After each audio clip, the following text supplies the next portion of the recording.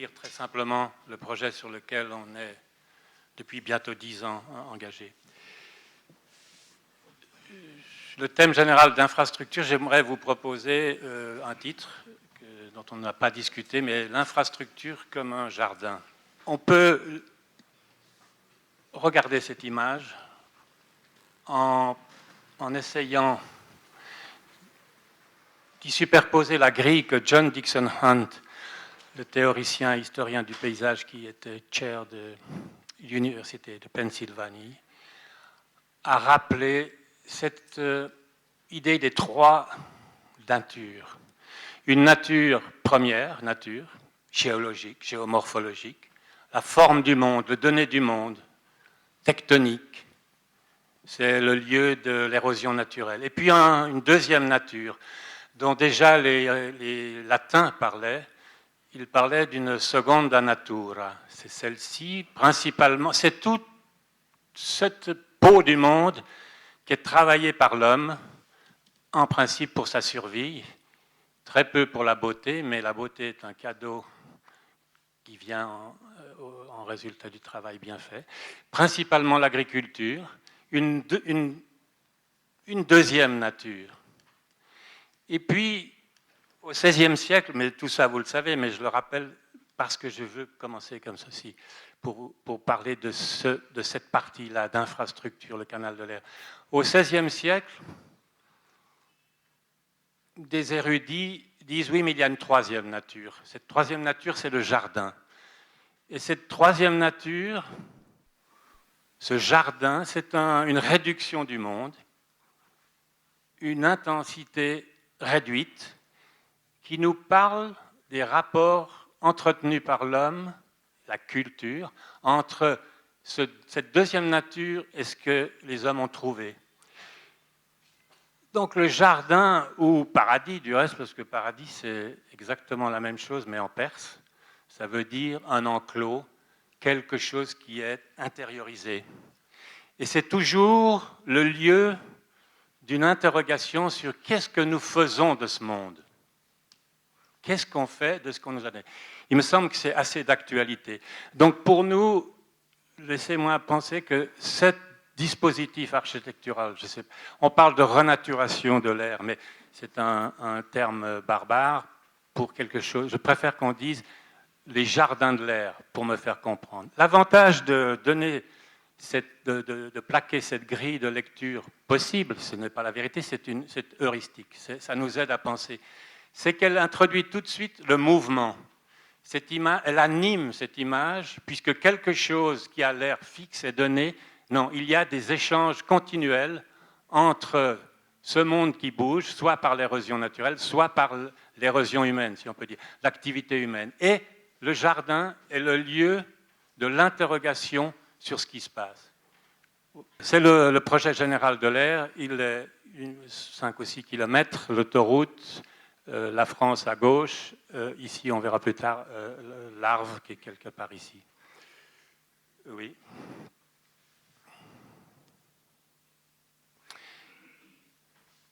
Oui, une autre vue qui nous donne une idée de...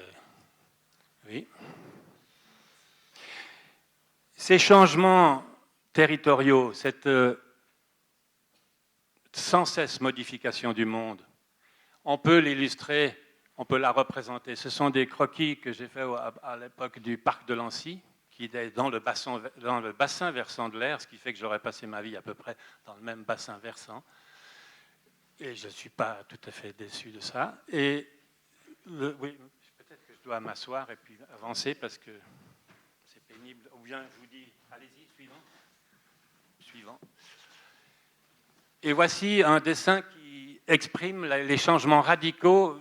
La première image était dans le fond le paysage traditionnel d'un moment de l'histoire de Genève vers le, disons, 19e siècle.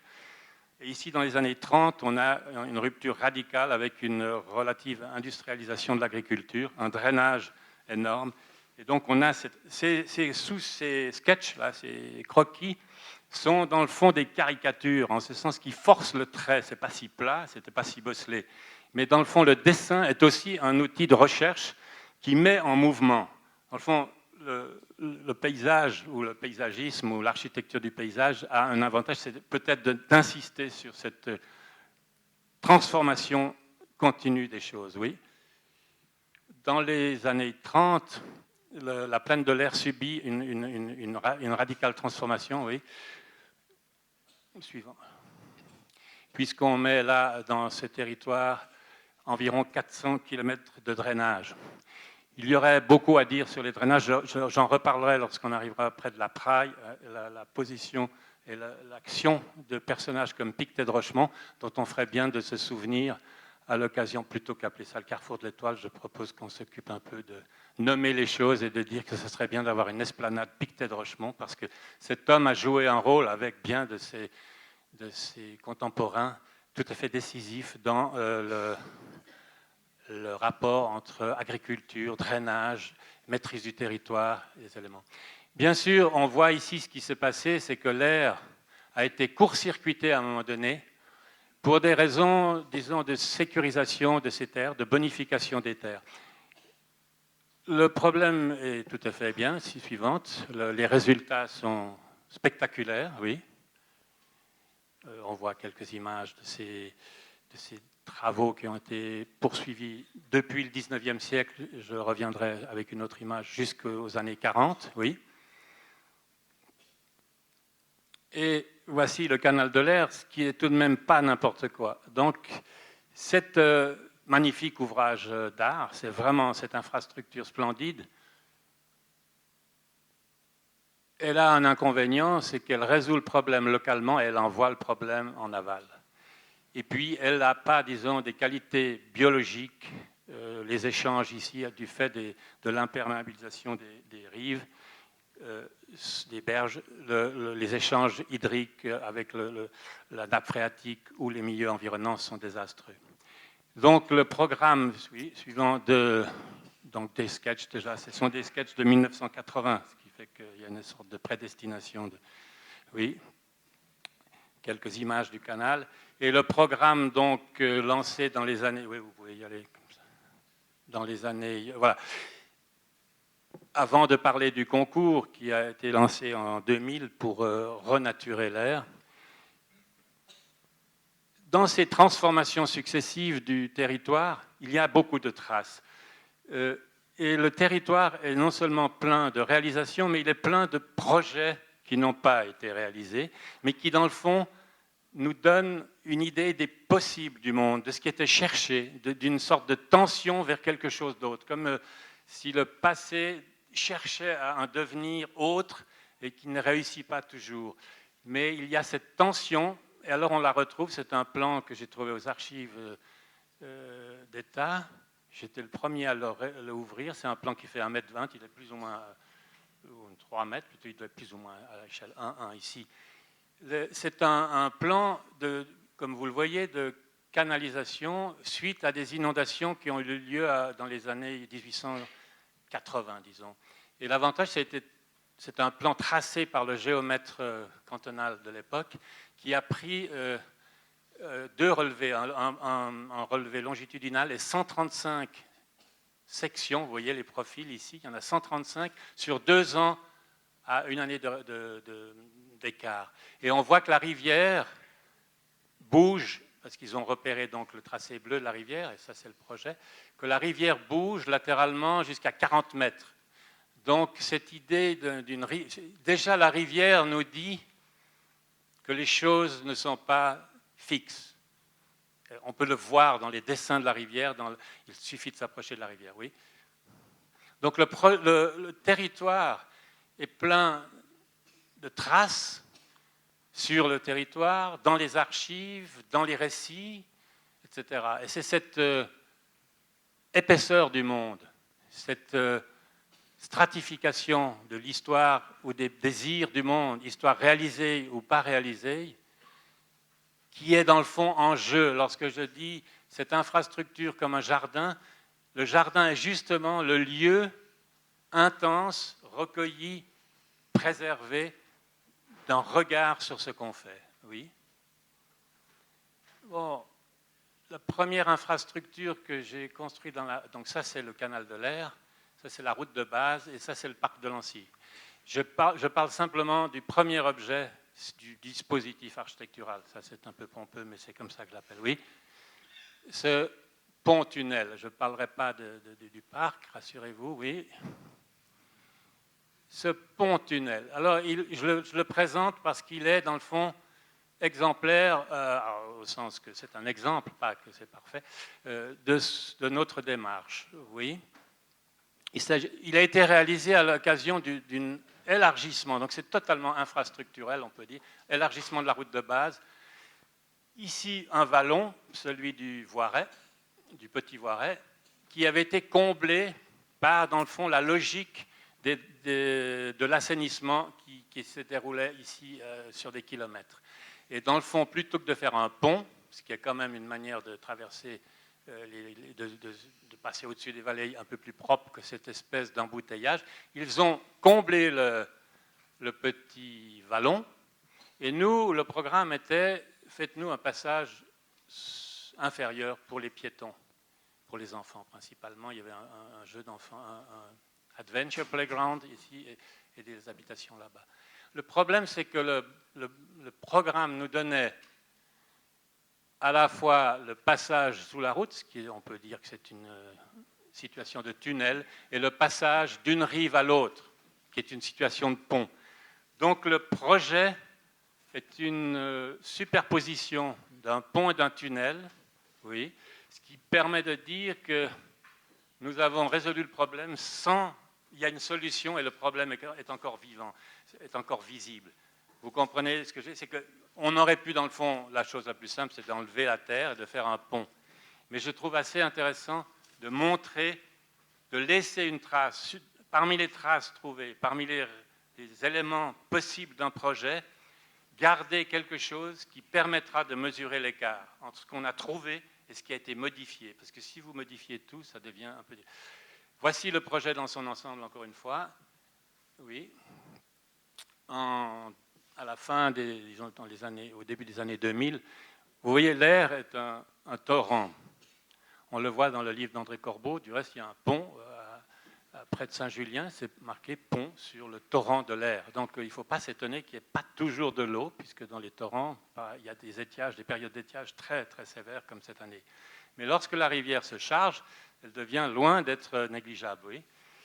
Donc, suite à des problèmes de sécurisation des terres, l'État de Genève a fait un concours pour la renaturation, pour donc assurer la sécurité des biens et des personnes, et ensuite améliorer l'état, disons, une sorte de restauration de l'écosystème de la rivière. Oui. Voici le plan de notre concours, de l'entrée du concours, dessiné par Lucchini. Et vous voyez ce qui s'est passé, donc voici le plan, mais le suivant nous donnera... C'est de dire, nous gardons le canal et nous déplaçons latéralement la rivière. Donc, c'est la construction d'une rivière qui retrouve l'amplitude des méandres originels, mais qui ne joue pas le jeu de garder la rivière dans ses anciens méandres réels, qui sont ici, mais qui translate le tout en disant, voilà, cette rivière nouvelle se mesure à l'écart du canal d'origine. Oui, ça y est, le pointeur est en panne, mais ça fait. Peut-être, voilà, oui. Voici une maquette, disons, qui montre très bien la rivière nouvelle, le canal transformé, ce canal devenant le jardin dont j'évoquais, disons, la construction au début. Ce jardin sur lequel je reviendrai. Oui. Bon, on voit sur ce dessin du concours que la difficulté de dessiner une rivière, on s'en est sorti ici en ne choisissant pas un tracé, mais en montrant la complexité, l'hésitation. C'est très difficile en architecture de dessiner ce qui pourrait être. Toujours un problème assez classique, parce qu'on dit oui, ça pourrait être différent, mais oui, comment tu le dessines? Donc ça, c'est le dessin suggestif donné pour le concours. Nous ne savons pas comment nous devons décider. En principe, ça va se faire tout seul. Je reviendrai là-dessus, sur ce processus de construction d'une rivière. Oui. J'ai des problèmes avec le pointeur, mais peut-être je peux me passer du pointeur, tant pis. Donc là, simplement un dessin plus précis qui montre le projet de l'air. Il est exemplaire par rapport à cette ligne que vous voyez ici colorée de l'ancien canal qui va être transformé et qui va devenir le jardin en longueur. Je reviendrai sur qu'est-ce qui peut faire jardin, c'est-à-dire cette intensité, cette intériorité nécessaire pour que ce lieu soit vraiment une sorte de lieu où l'on pense, où l'on comme une sorte de laboratoire aussi, si on ne veut pas employer le mot jardin, quelque chose qui dit quelque chose est à l'œuvre dans ce territoire. On a transformé quelque chose. C'est un acte assez violent de construire cette rivière. Et de quoi on veut parler? On parle de l'agriculture et on parle de l'habitation. Il y a un projet comme ça, il se fait uniquement par une négociation entre agriculture, n'est-ce pas? Si vous construisez, alors je fais exprès de dire, si vous tracez cette rivière, vous ouvrez l'espace de la rivière, vous le faites sur des territoires agricoles. Donc il faut être très précautionneux. C'est une négociation. Il faut convaincre et il faut avoir une bonne raison de le faire. On peut discuter après, peut-être, je ne veux pas être trop long, mais bien entendu, c'est la question de la biologie. Qu'est-ce qui se passe dans notre agriculture super productiviste, etc. Il y a tout cet arrière-fond de questionnement dont je n'ai pas besoin de vous l'expliquer, vous le savez aussi bien que moi. Et puis il y a ce désir de ceux qui habitent tout proche d'aller vers quelque chose. Donc ce n'est pas une zone naturelle, c'est un ensemble de dispositions territoriales qui donnent une chance à ces milieux naturels de se reconstituer, qui accueillent avec plaisir les générations, les hommes et les femmes et les petits-enfants, qui sont les témoins de ce pari, de cette expérience qui est là. Donc, jardin, pour moi, ça veut dire c'est le lieu du partage d'une expérience que l'on tente pour de bonnes raisons.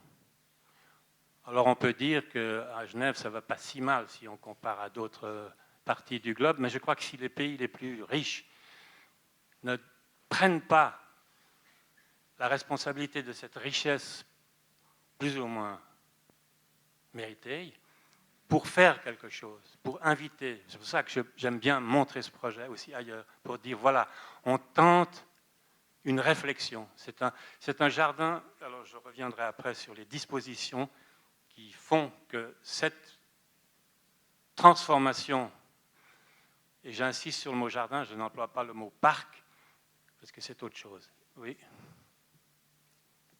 Bon, là, c'est le projet. Vous voyez, le canal était à gauche, endiguait donc la rivière, et puis on translate sur la droite et on ouvre un espace de liberté d'environ 80 mètres. Au concours, il avait 200 mètres de large. On a vraiment dû composer, et dans le fond, c'est simplement un processus. On peut dire que les ingénieurs, ou on peut regarder les plans historiques, les géomorphologistes de la rivière nous disent que l'amplitude d'une rivière comme ça, c'est environ 200 mètres. Mais il y a plein de considérations qu'on doit prendre en compte. On peut dire, et c'est aussi un élément sur lequel je reviens, on a les éléments déclencheurs. Ce projet est un élément déclencheur qui dans le fond, c'est un growing project. C'est quelque chose qui est en expansion, dont on a déterminé les conditions de départ, oui.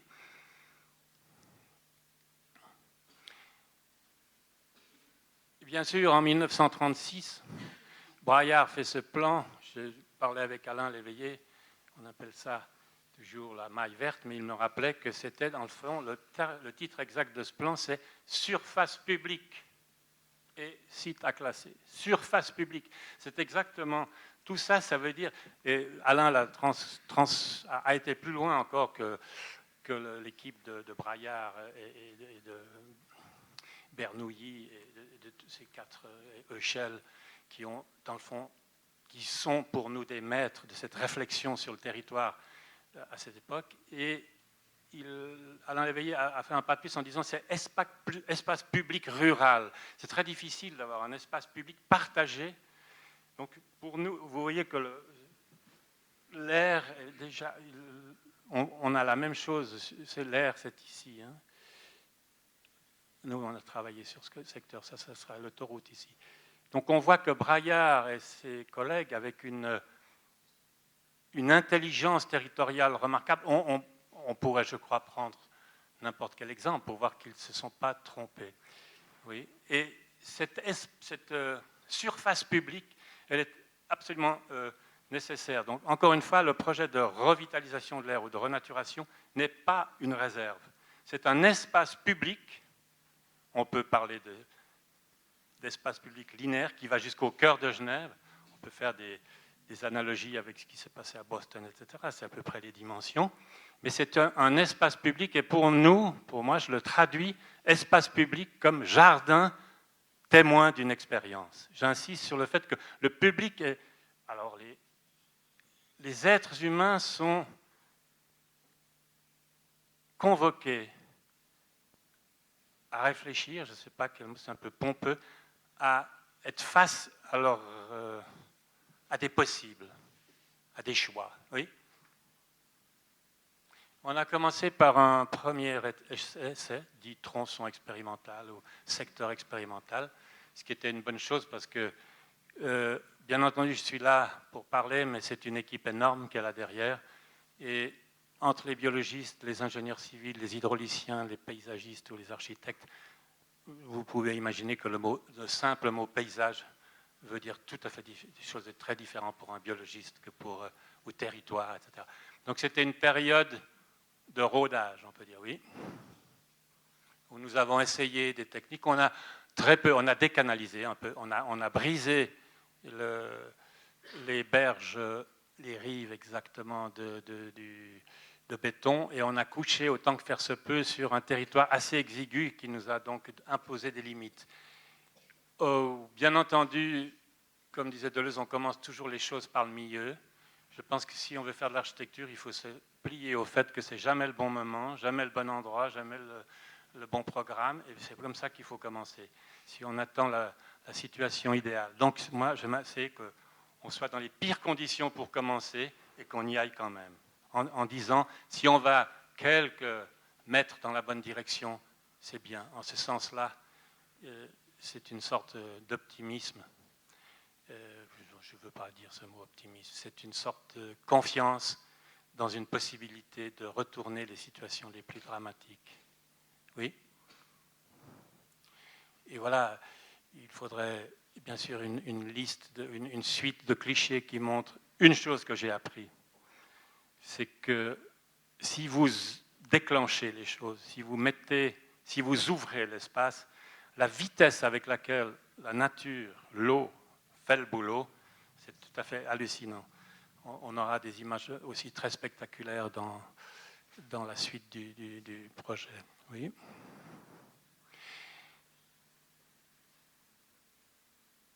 Le concours, on a eu un programme du concours qui était totalement faux. Ça, on a vu que ceux qui ont fait le programme n'en savaient pas beaucoup plus que nous. C'est-à-dire qu'ils n'ont pas compris qu'une rivière, c'est le bassin versant d'une rivière. Donc on avait toute une série, tout le secteur au-dessus de Laconais, Soral, n'était pas compris dans les limites du concours. Ce qui a donné l'épisode de 2002 où toute l'eau de ruissellement est venue de ce côté, et non pas de la rivière. C'est comme si on pensait à un arbre en regardant que le tronc. Et, une rivière, c'est un chevelu, c'est un arbre, c'est un ensemble capillaire. Donc ici, ce que je suis en train de vous montrer, c'est qu'à partir de la rivière, on cherche à décanaliser, oui, toute l'irrigation. Ici, on le voit mal, mais à droite de la barrière où il y a la gavotte, l'espace un peu américain avec des lamas, des chevaux, etc.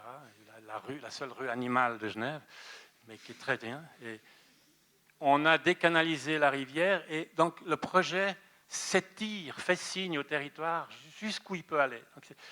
Donc, oui. Donc il n'y a pas une clôture un corset, mais il y a justement une respiration très large, opportuniste, qui profite d'un arbre pour asseoir quelque chose, pour intensifier une vue, signaler, ouvrir un possible, oui. Des signes comme ça. Le vocabulaire je reviendrai là-dessus sur... oui, je crois que dans le genre de projet renaturation, ce qui me fait peur, mais je parle de l'équipe, c'est la cuculisation générale de l'ambiance verte, des projets mous, des projets gentils, des projets qu'on ne voit pas. Donc nous, on procède plutôt par choc, puisque justement, notre but, c'est de montrer qu'est-ce qu'on a changé. De dire, voilà, ici, c'était comme ça. Donc il y a une sorte de brutalisme, au sens architectural, d'un vocabulaire restreint, qui est là pour signaler justement une différence, faire un contraste, raviver une attention, dire, mais qu'est-ce qui se passe ici? Qu'est-ce qu'ils ont foutu? Et justement, et non pas de se promener dans un territoire en disant, ah, c'est beau, c'est comme avant, ah, on a réparé. On va beaucoup plus loin que la réparation, on est dans le devenir. C'est pour ça que même le mot patrimoine, c'est absolument épouvantable. C'est le contraire de tout ce qu'il faut faire. Ce qu'il faut, c'est prendre toutes les traces dormantes du passé et de courir vers le futur, oui. Alors, on le fait quand même brutalement, mais avec douceur. Par exemple, ici, ce sont des milieux humides sur lesquels les sentiers bucoliques marchaient, et nous, on a brutalement suspendu la marche, et on traverse ce petit bois en laissant s'écouler l'eau, passage à grenouilles, etc. Oui. Et la nature, très vite, charmante, vient lécher notre truc. Oui. Dans la deuxième partie, donc ça c'est la première partie, on a été très vite, je n'insiste pas sur les détails. La deuxième partie, on va à l'autre bout du projet. Enfin, on est loin d'être au bout, puisque les rivières genevoises, il y en a 80% environ qui est sur France. Donc ça nous laisse, on est forcément au milieu des choses. Mais, donc voilà, sur cette partie 2, il y a un objet, enfin cette ligne-là, perpendiculaire à la rivière, disons, qui s'en va vers le haut de l'image à gauche. C'est une grande digue. Il fallait, dans le fond, c'est ce que j'ai esquissé avant dans la discussion, dans la présentation, les eaux de surface ruissellent sur ce bassin versant. Et pour protéger le village de Lully, qui est ici, ils ont eu la bonne idée de construire le village en plein dans les anciens marais, ce qui est une trouvaille qui laisse aux successeurs des problèmes, enfin bon, peu importe. Donc il faut protéger ce village et ramener les eaux dans la rivière. Oui, c'est cet ouvrage que je vais vous montrer maintenant. Oui. Bon, ici on voit la digue, c'est la partie donc, diagonale à gauche, qui traverse une ancienne pépinière et puis qui vient faire un angle droit ici, et il y a un triangle entre la rivière et la digue. C'est un triangle avec là, vraiment, ce n'est pas une réserve, mais c'est vraiment un piège où, disons, dédié au milieu naturel, aquatique, etc. On peut dire que là, c'est vraiment le domaine du service de la nature qui fait toute une série d'expériences. Et ça, j'aime bien aussi. Oui. Bien sûr, ces digues sont relativement, j'ai dit 3 mètres de hauteur, environ 2,50 mètres, 3 mètres. Elles sont parfaitement, on a eu des terribles discussions avec la Commission des monuments et des sites, avec surtout nos clients qui pensaient que ce serait un mur. Mais bien sûr, on n'est pas plus haut que le maïs habituel. Et puis, on voit bien le principe. Donc, du reste, on voit le bassin versant. C'est un cirque. On pourrait faire le tour jusque du côté du Mont-de-Sion. C'est un grand cirque dont les eaux ruissellent. Et la digue les contient. Et puis, on prend ces eaux pluviales et on les amène dans la rivière. Oui. Voilà, simplement. Et bien entendu, c'est un lieu de promenade. Oui. Il fallait garantir, oui, si tu veux, il fallait garantir toujours le passage des des poids lourds. Donc ça, on est dans une agriculture maraîchère industrielle avec des 40 tonnes qui passent là, donc il faut passer une digue sans la détruire. C'était une négociation finalement très, très agréable avec les agriculteurs. J'embellis un peu, mais disons, en définitive, c'est ça. Et là, on voit à quel point la nature, les processus naturels prennent possession des lieux. Donc là aussi, on a des éléments déclencheurs qui, je ne peux pas les décrire tous, mais disons, on travaille avec beaucoup de techniciens, d'ingénieurs qui savent quels sont les sols, quels sont le type, la composition des graviers, des sols, de façon à ce que telle et telle plante, il ne plante pas, etc.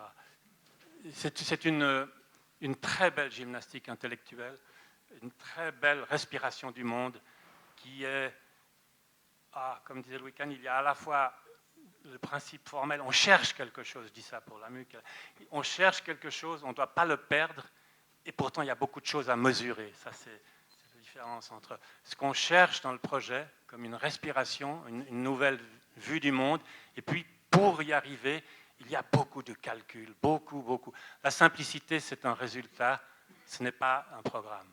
Oui. Et on voit l'extraordinaire diversité par rapport à la monoculture de part et d'autre.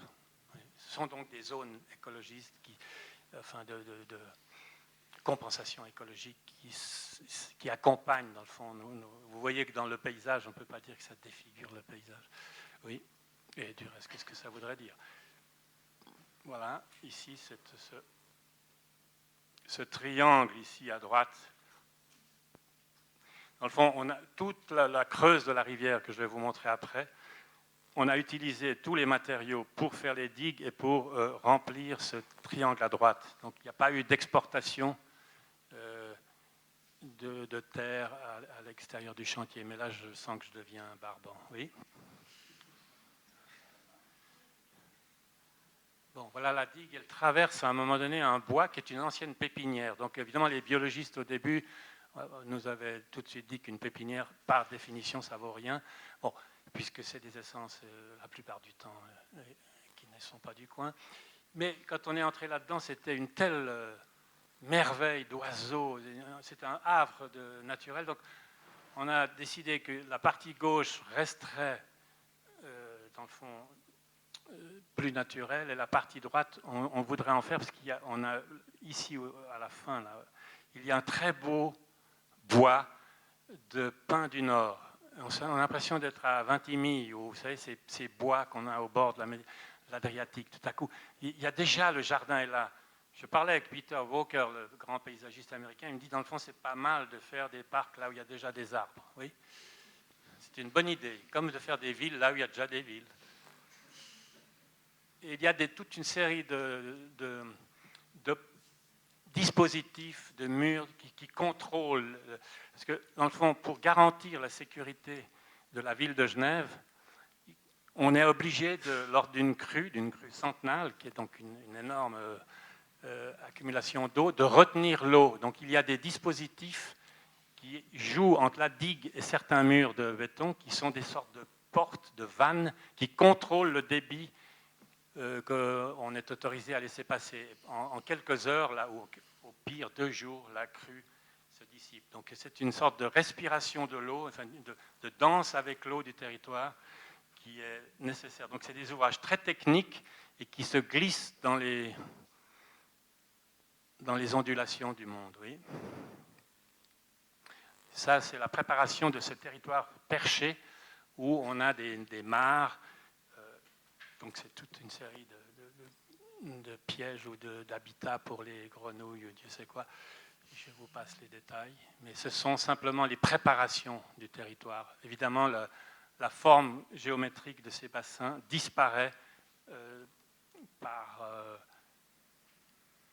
est détruite, soit par les biologistes, etc. Mais on part d'une forme, c'est de nouveau ces éléments déclencheurs, on a un horizon de référence, une géométrie de référence qui est volontairement détruite. Le canal, à un moment donné, arrive ici et retrouve le canal de l'air, puis la rivière, la nouvelle rivière sur la droite.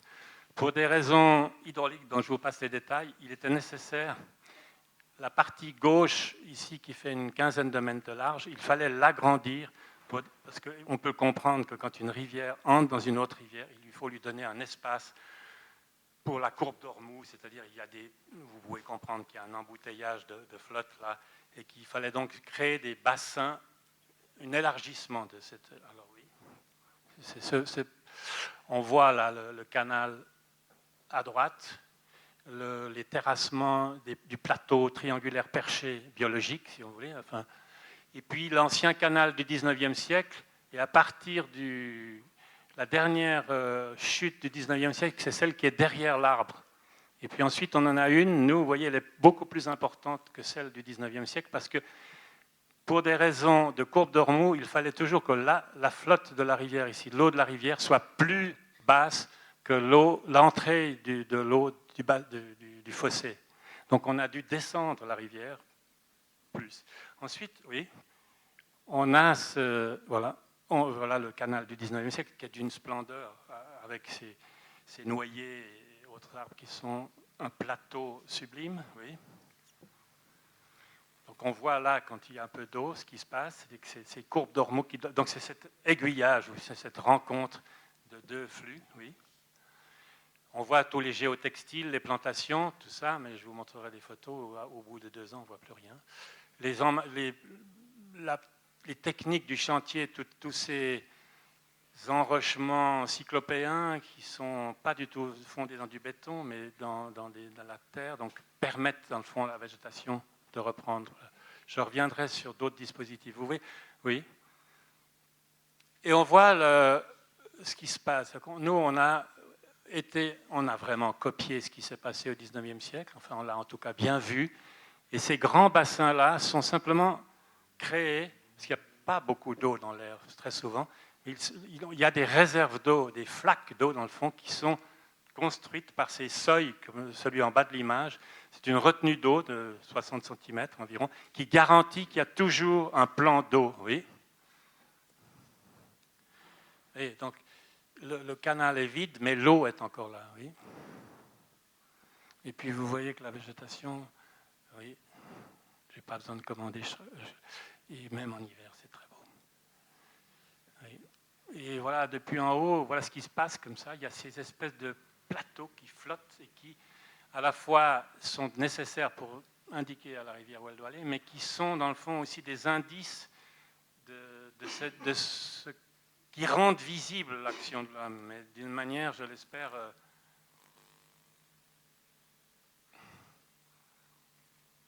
sensible, je ne sais pas, bienvenue pour ceux qui veulent marcher sur ces choses. Ce ne sont pas des choses agressives, ce sont des choses présentes et douces, j'espère, oui. Oui, ça pousse très vite, donc voilà.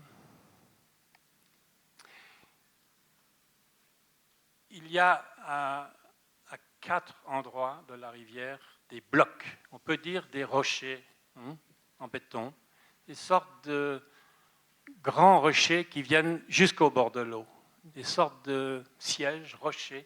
C'est une situation qu'on trouve au bord des rivières. Hein. On va jusqu'au bord de la rivière. Oui. Et on a voulu mettre ça en porte-à-faux, comme si, oui, pour indiquer cette suspension au dernier moment. C'est une chose de descendre avec des grands emmarchements juste dans la flotte, et c'est une autre de s'arrêter juste avant pour dire, oh, suspends ton geste et regarde. Oui. Oui. Voilà. Donc, et on a ça, tout ça, c'est vraiment. J'ai pas mal été en Chine aussi ces derniers temps. J'ai vu que c'est beau cette géométrie. Alors je dis beau, c'est riche, c'est indicatif d'une empathie trouvée entre une géométrie qui est de béton, mais on peut dire que c'est du marbre, comme ça tout le monde se calme. Et puis ces rochers qui sont là, comme les avant-coureurs de la rivière, et qui sont les porteurs de la végétation, qui vient, dans le fond, qui vient manger le béton des hommes. Oui. Oui. Et puis, il y a des reflets. Bon, voilà, je n'ai pas besoin de commenter, je crois. Oui. Et puis, bon, autant les oiseaux que les autres oiseaux, là, humains, sont bienvenus. Oui. Ces grandes marches aussi sont faites pour que les petits-enfants ne puissent pas descendre. Il ne faut pas faire des marches trop petites. Ici, il y avait une vieille ferme, enfin une ancienne ferme qu'on a détruite pour faire passer la rivière. Donc on leur a fait un pavillon sur lequel je n'insisterai pas, mais enfin, qui est une proximité où ils ont des fêtes, une proximité entre rivière, emmarchement et abri, pavillon. Oui. C'est une sorte de... Mais je ne peux pas parler de ce pavillon, c'est trop long. Cet arbre était existant. Donc là, je montre ça, c'est qu'il y a une sorte de précision. Je reviendrai à un moment donné sur un objet pour parler de ce qui me préoccupe dans ce qu'on parle de détails. Je crois qu'il y a une musique du projet, il y a une sonorité, il y a une cohérence du projet, et elle se joue sur ces affleurements et sur cette précision. On ne peut pas faire un projet imprécis. C'est une foutaise. C'est comme si un musicien jouait faux. Et là, on a, dans le fond, moi j'aime beaucoup, enfin notre équipe, on aime beaucoup, c'est un vrai jeu de dire, tu me tends cette langue de béton et tu t'arrêtes avant. L'idiot peut aller jusqu'au bout, mais non, il faut laisser de la danse entre les choses, oui. Bon, c'est un peu la même chose, mais on a cette suite de bassins maintenant avec le pavillon dans le dos. Et puis vous voyez cette île qui s'est créée par accumulation de... Ça, c'est la nature. C'est simplement un dépôt. La rivière étant plus à gauche, elle dépose sur la droite, et puis la végétation prend le dessus. Oui. Et on a immédiatement un usage... les petits-enfants viennent là, sautent là-dessus. Et, bon, ils nous demandent de faire des jeux pour enfants, la mairie. J'ai dit, écoutez, venez voir un peu sur place, parce que c'est... Oui, oui. On vous en a fait un énorme des jeux pour enfants. Oui.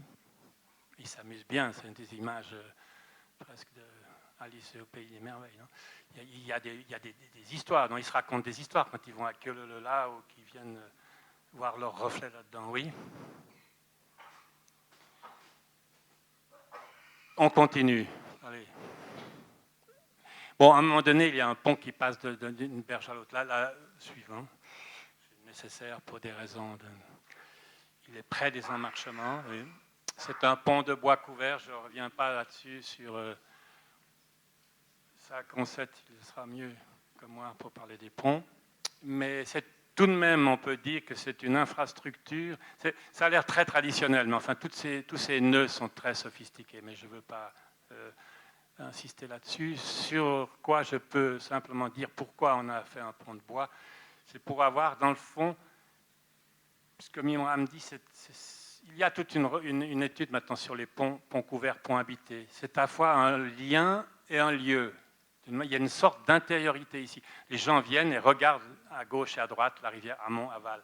Donc il y a une sorte de maison de la rivière, ou en tout cas quelque chose comme une intériorité. Je reviendrai aussi là-dessus, oui.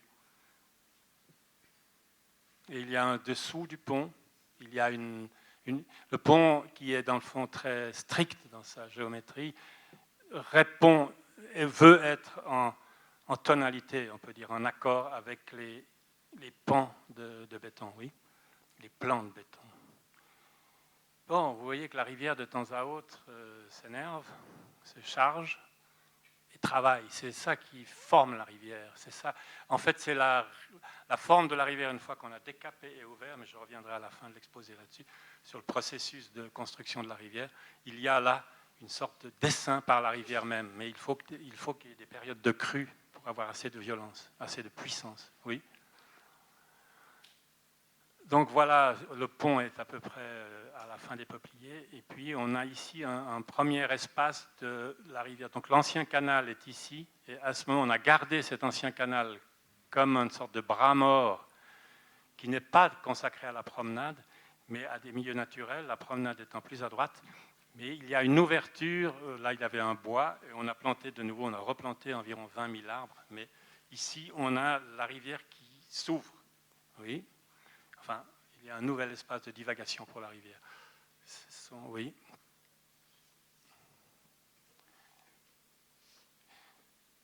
Encore une fois, je vous montre ce dessin juste pour... C'est le type de dessin que les biologistes font, c'est-à-dire que cette rivière ces processus déclencheurs, ces actions qui vont déterminer des ouvertures, qui vont ouvrir le monde, ils sont très précis.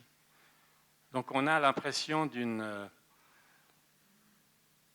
grande liberté, enfin d'une grande improvisation, mais pas du tout. Simplement, dans ces règles, la rivière prend ses libertés. Mais sans ces règles, je crois qu'elle est un peu perdue. Oui. Donc il faut forcer un peu la chose. Et vous voyez qu'elle se charge. Ce dessin-là, il faut le garder, cette image, parce que pour la fin, j'aurais dû la garder. Vous voyez ce qui se passe ici. Oui. Donc il y a une puissance de la vie. Parce qu'une rivière, c'est non seulement ce que l'on voit, mais c'est aussi la définition scientifique d'une rivière, tout ce qui est dessous. Dans le fond, c'est une nappe phréatique. L'eau n'est jamais très loin. C'est pour ça que les plantes sont si vivaces, parce que leurs racines sont dans un milieu humide. Oui. Donc on a une suite de jardins merveilleux là, qui poussent spontanément. Oui. Et puis on se dirige, là, c'est ce long secteur, oui, qui est justement très naturel, où on a finalement uniquement enlevé la terre végétale, décapé sur, disons, 80 cm de profondeur, et laissé la rivière faire. On n'a absolument rien fait au début. Oui. Et c'est sûr, vous voyez, il y a des moments où c'est très sec, et il y a des moments d'artificialité ou de présence intrigante ou volontariste, ces blocs de rochers, ces balcons qui sont là pour rappeler qu'on est dans un terrain d'expérience, enfin, qu'on n'est pas dans une timidité simplement de reconstitution, mais dans un risque qui est pris et qu'on vous demande de partager. Ce sont des points d'observation d'une expérience, si on peut employer ça, pour sortir de la poésie facile. Oui. Alors on voit ces blocs qui ont été très, très difficiles au début à accepter. Hein, les gens disent, mais qu'est-ce que c'est cette histoire? On vous demande une renaturation et vous faites des blocs de béton. Il faut s'habituer aux choses. Je pense que, oui, je ne veux pas donner des grands exemples, mais c'est clair que chaque avancée architecturale, artistique, musicale ou picturale est un dérangement d'un statu quo. Il faut fréquenter ces lieux, il faut s'y habituer. C'est comme écouter un disque qui vous surprend et que finalement la musique entre en vous et vous l'accompagnez. Aujourd'hui, il n'y a plus aucun problème. Maintenant, tout le monde aime ça. Oui. Donc, ici, je reprends cette fois. Oui, non, je n'ai rien à dire. Allons-y. Mais quand même, vous voyez bien que le contraste est là, quoi. Cette géométrie, cette précision, ça marche bien. Il y a des tables, les gens s'assoient et il y a un monde proposé et qui, lui, a sa liberté. Oui. Et puis voilà, on a des classes. On dit oui, c'est très grand, oui, mais ça marche bien parce que je n'ai pas la bonne photo, mais c'est juste ce qu'il faut pour une classe. Ils font des photos, ils se mettent tous là, ils font des sons de dessin, ils entrent dans la rivière. C'est une très belle machine à enseigner. Oui. Bon, on arrive au pont, évidemment, quand on veut élargir une rivière, donner plus d'espace à la rivière, il faut aussi faire des ponts plus longs. Je n'insiste pas sur le pont lui-même, mais sur le passage sous le pont. Donc on voit l'ancien canal qui est ici. Donc l'ancien canal faisait environ 15 mètres de large et le pont fait 4 fois plus, 5 fois plus. Donc les gens vont passer sous le pont, la rivière de l'autre côté. Oui. C'est ce passage-là qu'on va regarder maintenant, rapidement. Oui. Ce glissement sous le pont, oui.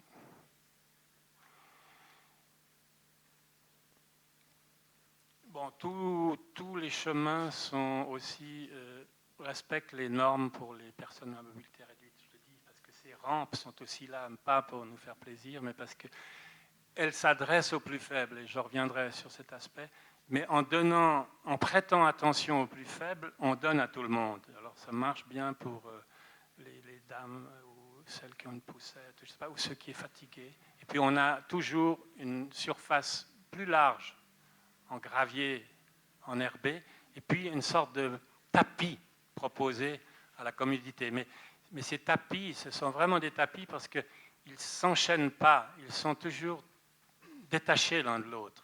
Ils sont vraiment comme des nappes dans un pré. Oui. Oui. Ouais, bon. Trop.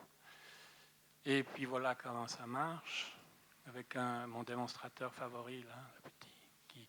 Voilà. Donc là aussi, des jeux d'enfants, moi je veux bien, mais enfin, ça marche bien. Vous voyez, il met ses pierres là, et il s'exerce. Il avait son papa qui était assis ici, hein, au premier plan sur un de ses bancs.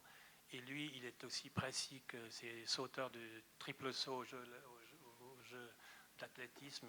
Il mettait ses pierres, il visait, son père visait peut-être un peu plus à droite, et après il se laissait aller. C'était tout à fait amusant. Oui. Oui. Oui, comme il est habile.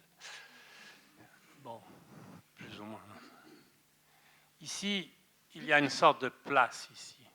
Hein, c'est-à-dire, on profite du site, on le modifie, mais vous sentez que là, cette histoire du jardin, ça veut dire que c'est une suite de jardins, je pourrais dire. Ce sont des lieux stabilisés, des lieux où on s'arrête. Il y a de l'eau là, offerte, des bancs, de l'eau et des arbres. Situation calme, oui. Bon, revenons à notre rivière, ça, on arrive à la fin. Donc, le projet, maintenant, on est dans dans une étape, la troisième étape, qui va commencer maintenant, puisque le crédit a été voté par le Grand Conseil, où on peut dire, dans ce secteur entre à l'aval du pont de Lully jusqu'au pont de l'autoroute, dans le fond, le dispositif le plus clairement établi de la promenade existante, l'ancien canal et la nouvelle rivière qui sont parallèlement en train de dialoguer. Donc, on transforme le canal qui devient une promenade publique ou un jardin, et puis il y a des éléments architecturaux sur lesquels on vient qui sont conservés, et ensuite il y a une rivière qui est construite en troisième position. Oui. On a des inflexions dans le projet, des respirations latérales, oui. Des équipements plus ou moins, des pergolas qui seront au-dessus du canal, des clairières, des bassins d'eau. Oui. Voilà, on le voit un peu mieux. C'est une esquisse, mais je crois que je n'ai pas besoin de commenter. Oui.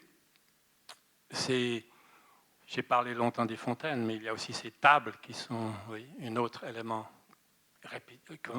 qu'on ramène dans nos projets jusqu'à la nausée, mais ça marche assez bien. Et je trouve que la table ou l'entablement ou le plateau a un caractère performatif extraordinaire. C'est un vide. Il n'y a rien. Si vous mettez quoi que ce soit là-dessus, c'est fini. C'est un rien qui peut tout, oui, qui attend tout. Là, on a ces chutes qu'on va conserver. Oui. Ce sont des éléments merveilleux. On ne va pas se priver du plaisir. Donc, tous les 400 mètres, on aura un jardin humide, là, parce qu'il y a des eaux de ruissellement, je vous passe les détails, et on aura donc une respiration comme ça, humide, enfin, une fraîcheur qui ponctuera la nouvelle... on garde tous ces éléments, bien sûr, comme c'est un trésor. Oui. Oui. Avec des possibilités, oui. Peu importe. Donc, ce sont des clichés de référence. Nous, on a des milliers de photos de référence comme vous. Je n'ai pas usé de ce procédé ce soir. Mais celui-ci, il y a des moments où les ruptures latérales, parce qu'on est dans on n'est pas dans l'eau va passer un peu de côté.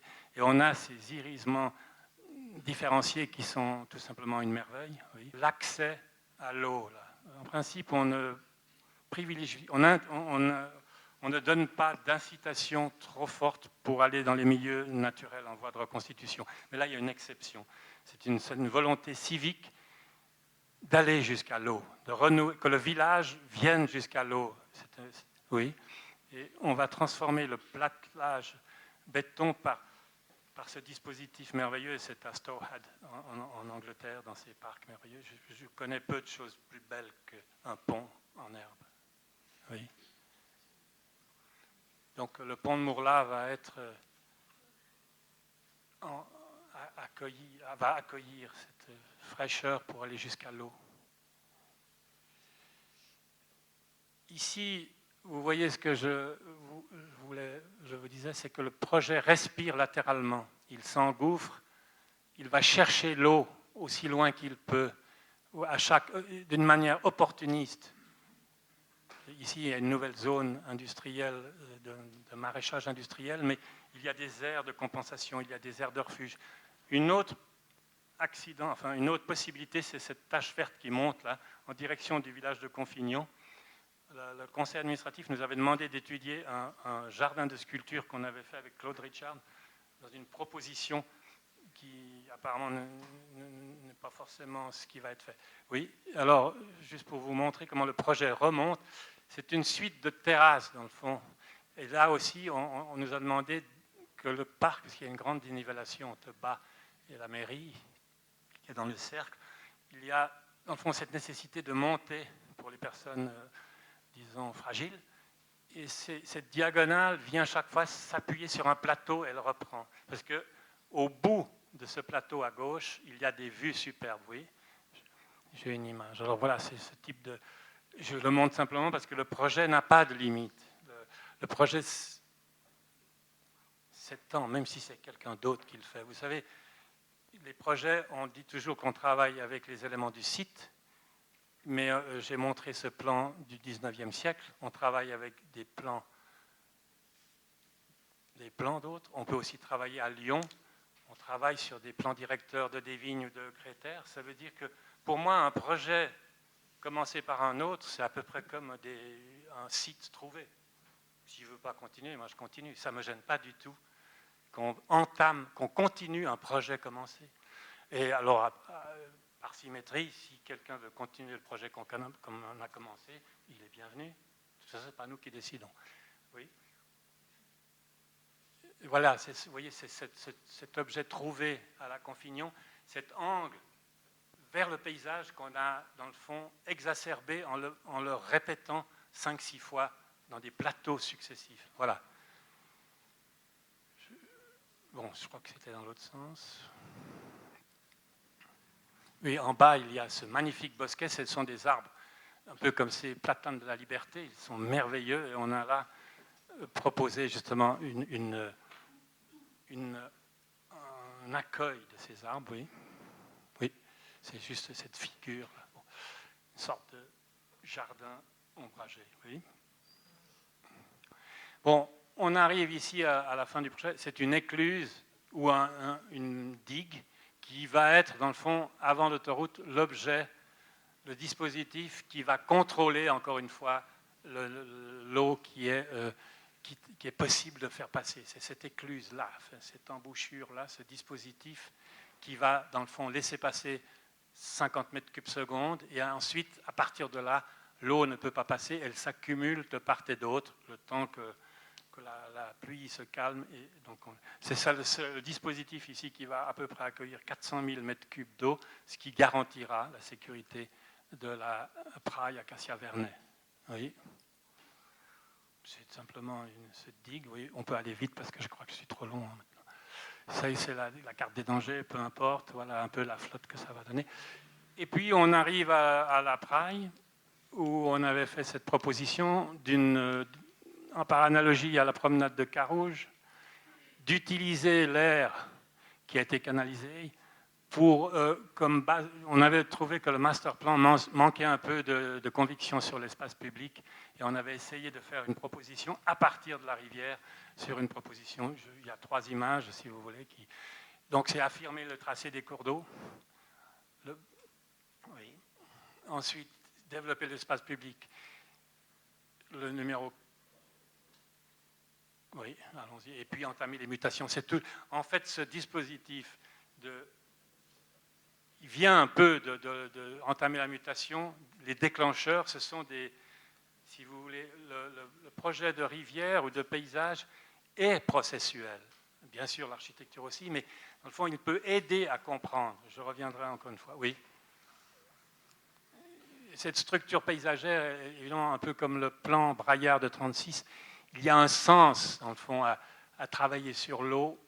Bon, je ne veux pas... je veux dire, c'est Barenboim, on est dans le détail en pensant que c'est ça le plus important, ce qu'on fait, et pourtant on sait qu'il y a une symphonie plus large. Oui. Après, on reprend un ancien méandre et on retrouve la rivière. Oui. Je ne vais pas insister beaucoup là-dessus. Oui. Oui, alors l'image précédente, tu peux revenir. C'est cette indécision. Comment dessiner une rivière? Voilà, je vais finir par ça. Comment déterminer? Alors, je vous ai dit que, la suivante, ce qu'on a fait la dernière fois, c'est simple. On enlève la terre végétale. Ici, on a des terres polluées, c'est pour ça qu'on va plus profond. En fait, oui, on peut aller assez vite. On dégage et on donne un espace de liberté à la rivière qui elle-même fait son nid, fait son lit. Vous voyez, c'est ça, c'est à peu près comme une piste. Et puis, l'eau va venir là-dedans. Oui. Allons-y aussi, nous. Et puis voilà, l'eau vient, et puis tu peux passer. Voilà, et l'eau creuse. Alors, je ne veux pas faire un discours là-dessus, mais ce sont des fractales, c'est intéressant. Si vous zoomez là-dessus, c'est Iguassou, quoi. C'est exactement. Vous pouvez imaginer, non, que c'est. Donc il y a des phénomènes extraordinaires de micro-événements. On peut dire, franchement, qu'il n'y a pas de meilleure méthode pour faire une rivière que de ne rien faire, c'est-à-dire de dégager. Sauf que ce n'est pas si simple, parce que les biologistes, ou spécialement ceux qui s'occupent de la faune, des poissons, nous disent que ça va trop lentement. C'est un peu d'impatience. Donc oui, nous, sur cette rivière, on peut aller, les images peuvent suivre, sur cette rivière en train de se construire, elle se détruit, elle se creuse. Oui. Ici, donc c'est la partie aval, vous voyez qu'on est revenu, enfin quand je dis on, le service de la nature a commencé à faire des trous, parce que ça n'allait pas assez vite. Ils ont dit, non mais il faudrait creuser un peu, il faudrait faire des accidents, et ça commence le bazar des troncs plantés, des rochers, etc. C'est vrai. Moi, au début, on était très, très offusqués. Mais après, on s'aperçoit que de toute façon, au bout de 3 ans, quoi qu'ils fassent, tout est débrouillé. Donc, on les laisse faire. Et c'est plutôt bien. Parce que, non, attends, parce que ces éléments aussi déclenchent. Si vous mettez un barrage dans l'eau, bien sûr que l'eau passe derrière et accumule. Donc, il y a une configuration dynamique de la rivière. Mais tout de même, ça nous laissait un peu insatisfait au point de vue, disons, du jeu intellectuel. Oui. Alors, on avait fait des dessins au niveau du projet qu'on avait abandonné en disant on devrait préparer le territoire de manière non déterministe. Oui. On a un peu repris ça et on est arrivé sur ce concept, enfin, cette réalité de la percolation, c'est-à-dire du Nescafé, dans un milieu poreux. Le passage, la percolation, la définition, c'est le passage du milieu, une des définitions. Passage d'un liquide dans un milieu poreux, c'est exactement ce qu'on a. Donc j'ai regardé avec les collègues, on a mis au point un premier modèle de percolation chocolatée, en pensant qu'en donnant cette règle, la destruction serait apparente. Donc dans ce petit jeu de nous montrant le processus, on peut aller un pas plus loin en explicitant la règle et en laissant jouer la rivière dans notre règle. Oui. Et puis, voilà, ça a fini par faire une rivière comme on la dessine. Oui. Et puis, alors, il fallait, après, nous avons travaillé avec un type formidable, Matt Condolph, qui est un géomorphologiste, fluvial géomorphologiste de Berkeley, qui nous a dit une chose très bien. Donc, il travaille avec des modèles, et vous voyez bien que la rivière, en fonction des losanges, parce que finalement, ce sera des losanges, elle va prendre une configuration aléatoire. Mais quelles sont les dimensions? Parce que ces choses sont fractales, ça veut dire qu'il n'y a pas de dimension. Mais quelle est la dimension pour notre rivière? C'est 2 mètres ou c'est 100 mètres? Et c'est là que Condolphe nous a dit une chose qui fait plaisir à l'éveiller, c'est qu'en géomorphologie, en géomorphologie fluviale, il y a deux choses qui comptent, c'est les modèles et les cartes historiques. Il dit qu'il n'y a rien de mieux que de voir la forme qu'avait une rivière pour imaginer ce qu'elle sera dans le futur. Donc on a superposé un modèle théorique de percolation à l'image qui nous donnait la dimension plausible des méandres, oui. Et on est arrivé à une maille, oui, qui est celle-ci, voilà, et qui pourra être un peu plus tard celle-là, et encore plus tard celle-là, et encore plus tard, Dieu sait quoi. Et puis, le problème, c'est qu'il faut, donc on a un dessin, ici un plan, parce que les bulldozers vont y aller, c'est-à-dire ils vont, chaque barrette bleue, ciel, là, les barreaux, c'est 8 à 10 mètres de large, et puis 3 mètres de profondeur, ou 2 mètres, ça dépend. Donc on décape le sol, comme je vous l'ai montré avant, sur environ, disons, un petit mètre, et ensuite on raye le territoire. Et après on se casse, et on attend que la rivière fasse le travail. Oui. Cette idée de... Voilà, j'ai fini. Mais soit sur la praille. Vous savez, je vous signale que, je rappelle que cette géométrie de la rivière dont je viens de vous parler, elle est à côté du quartier, du futur quartier des Sherpines. On peut dire, dans le fond, qu'on a fait... Qu'est-ce qu'on a fait avec la rivière? Parce qu'en parlant avec les paysagistes ou les géomorphologistes de Berkeley, ils nous disent que le danger, c'est que vous fassiez une sorte de préfiguration pittoresque d'une rivière. Un cliché culturel. Vous donnez une forme à la rivière n'en fera que dalle, que ne prendra pas du tout en considération, pas forcément. On peut dire que dans le fond, c'est comme si on faisait un zoning de la rivière. Et la question qu'on peut se poser, c'est est-ce qu'on ne pourrait pas proposer notre modèle d'envahissement aux Sherpines? Ça veut dire qu'on finirait par retrouver la grille. Est-ce que la grille n'est pas quelque chose, une grille? Il faut en inventer une autre, peut-être, je ne dis pas la grille 19e siècle, mais quelque chose qui est la règle sur laquelle on va pouvoir jouer avant de nous décrire les parties déjà jouées, comme une fixation formaliste, pittoresque. C'est à mourir de rire de voir ces plans d'urbanisme qui ressemblent déjà à ce qui pourrait être.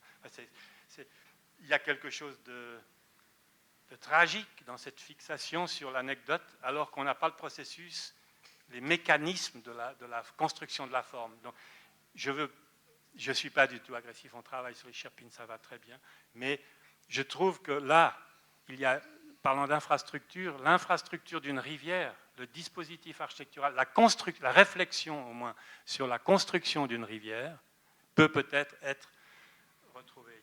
Et puis ces notions d'incubation, de déclenchement, tout de même, ce qui a été fait dans le Rhône, là, il y en a 4.